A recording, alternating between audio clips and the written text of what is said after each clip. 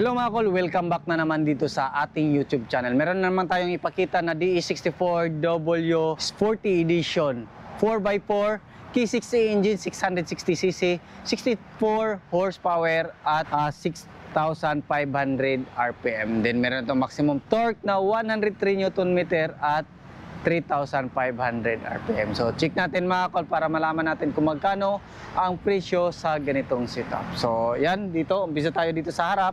Magina natin yung kulay ng ating unit is Raptor Gray. So napakakinta po, ansal urethane po yung gamit natin sa ating pintura. Ayan, so sporty grills. Then makita natin dito naka 3 layer headlights. Ito yung ating 3 layer headlights. With fog lamp na po siya dito mga kol.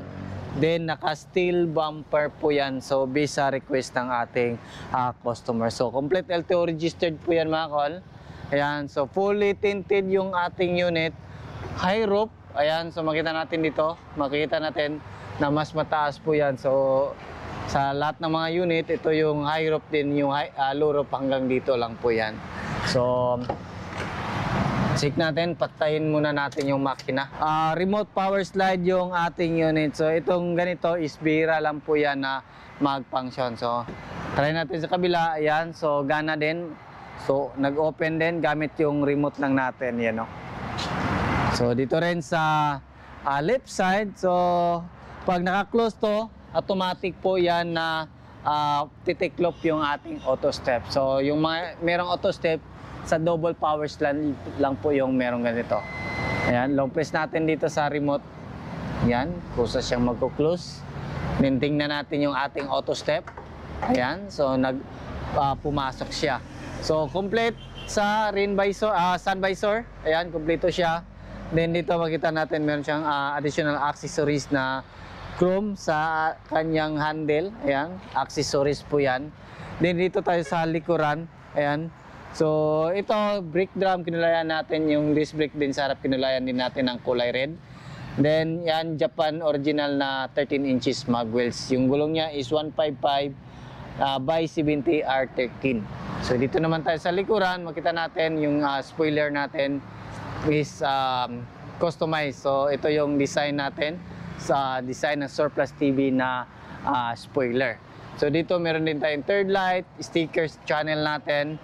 Then meron tayong wiper sa likuran, Suzuki emblem, then every wagon emblem.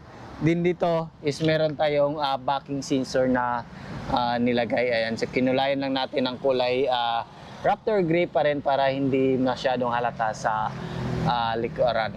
Ayan, dito naman is meron tayong plate holder na nilagay, then camera sa dashcam, then camera din sa ating stereo.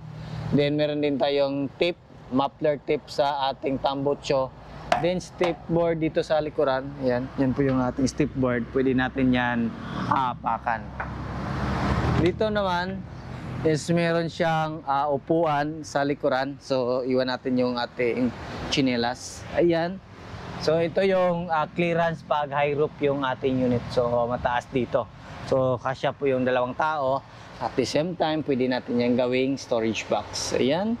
So brand new yung mating natin dito. Ayan. So pasok tayo sa loob ng ating unit. Ayan. So kung hindi mag-function yung remote ng sliding natin, is pwede natin yan i-open gamit yung kamay natin. Ganon. So automatic siya mag-slide. Then iwan natin yung ano natin, baka maduwin. Ayan, so ito yung ating upuan. So ito yung design na napili ng ating customer. Meron siyang headrest dito. So ito yung sa mga latest na mga wagon na headrest. Tapos makita natin dito is meron siyang cup holder. Pwede din natin yan i-fold natin yung ating armrest para kasya yung tatlong tao. Halimbawa, tatlong tao yung makasakay dito sa ating Sicandro, dalawa sa harap. So magiging 5-seater. Tapos 4 sa likuran is magiging 9-seater na. So ganyan kaganda yung mga minivan kasi multi-purpose. Tapos lahat ng DE64W is pwede natin yan i-fold yung ating upuan. Ayan, gamit natin to para kung marami kayong cargo is pwede yan. So pwede ito sa lahat ng minivan, captain seat, Pero angat lang siya konti, makita natin dito. Ito yung flooring, then angat siya konti dito. So pwede to gawin natin mini camper van kung gusto nyo. Pakita natin din dito. Ayan. Ayan, pakita natin yung clearance. Ayan oh. So pwede tayong humiga dito. Tapos tanggalin lang natin yung ating mga storage box. So doon natin yung camera. So paikutin natin doon. So ayan. Ayan po yung clearance. So ayan. So nakahiga po tayo dito sa ating minivan. So pwede natin tong gawing mini camper van. So multi-purpose. Then yung ceiling natin is black felt po yung gamit natin para malinis tingnan. Ayan. So balik natin yung mga upuan natin dito. So, ganun lang. Angat lang natin. Di ba? Tapos dito ganun lang. Tapos ganun. Di ba? So pwede din natin yan i-move forward. Gusto natin na medyo mas komportable tayo. Ayan o. Diba?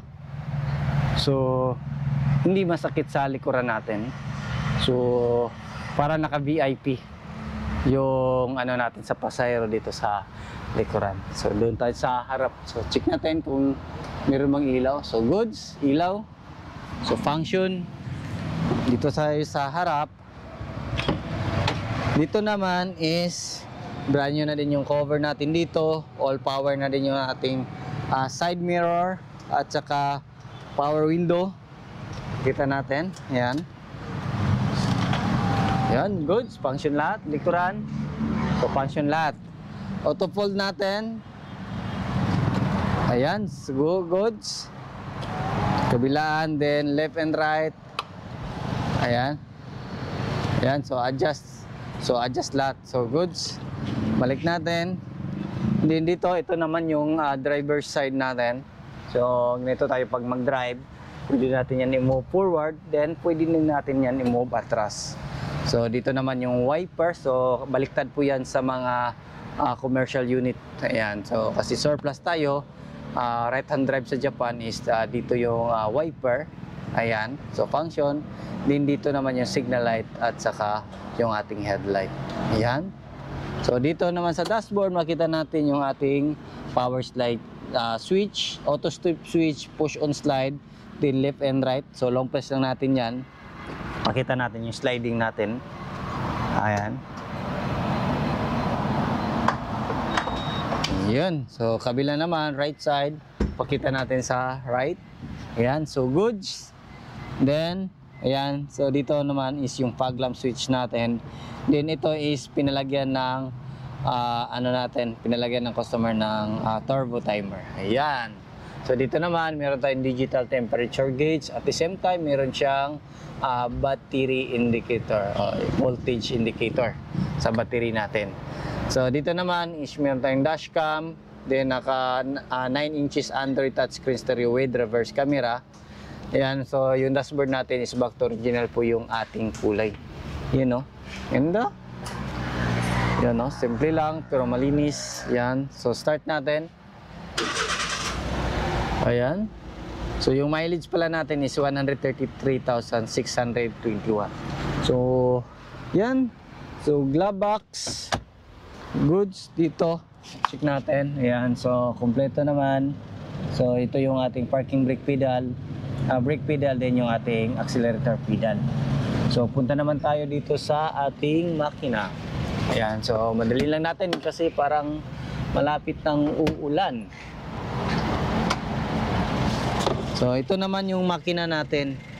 So yung makina natin is K6A engine, 660cc, 664 horsepower. Then 12 valve, naka-timing chain na din, turbo. So yan o.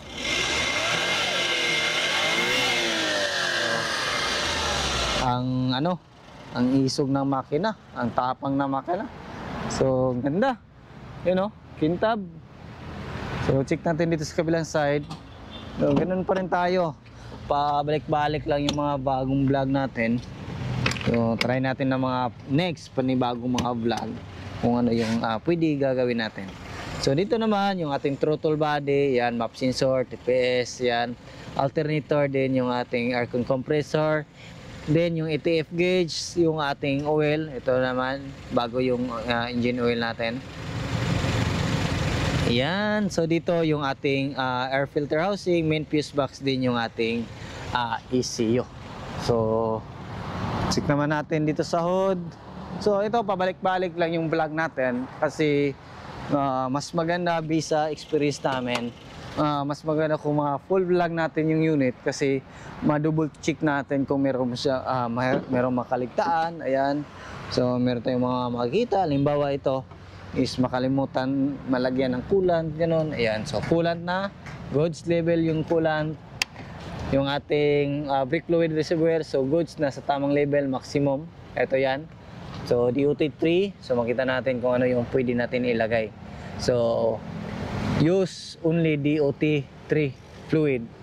Ayan, dito naman is yung ating radiator cap, din yung ating windshield washer reservoir. So double check naman natin yung ating windshield washer reservoir. Ayan. Kung goods ba? Ayan, so goods. Check natin lahat ng ilaw. Hazards, ayan, fog lamp, goods. Close natin, baka makaligtaan natin mamaya. Ayan. Ayan, oh. So yan po yung ilaw natin, high beam, goods, high beam, low beam. Ayan, ito yung high beam, low beam. Yung park light, signal light, din yung fog lamp natin. Ayan, ilaw. Signal lights dito, ayan. So ilaw. Din dito, ilaw din. Ito naman, so goods. So paki-apak ng brake. Apak ng brake para makita natin. Sa gitna, apakan mo yung sa gitna. Ayan, so goods, yung brake natin. Ayan. Ito na lang yung plate light. Ayan, o, halimbawa nito, nakalimutan, plate light. So, pa-double check natin yan sa kanila. Yung presyo ng ating unit ngayon is umabot po siya ng 341 all-in. 4x4 po yan ha, all-wheel drive. So, yung V6 setup nito, yung running condition, bagong pintura, new seat cover, walang additional na accessories is nasa 300,000 lang. So titingnan natin by next month kung merong pagbabago sa supplier, baka bababa tayo ng presyo. So titingnan natin. So mag-base tayo sa kuha natin sa supplier. So mahirap naman, masyado tayong bababa. Tapos mahal yung expenses natin sa shop, is logi tayo, patay yung negosyo natin dyan. So sa laging sumuporta sa atin mula umpisa hanggang ngayon, maraming salamat po sa inyo. Sa bago lang sa ating channel, huwag niyo kalimutan i-like, share, and subscribe din. Click na rin yung ating notification bell para updated kayo sa ating mga next video uploads kayo ito. Ingat po kayo mga call, and God bless sa ating lahat.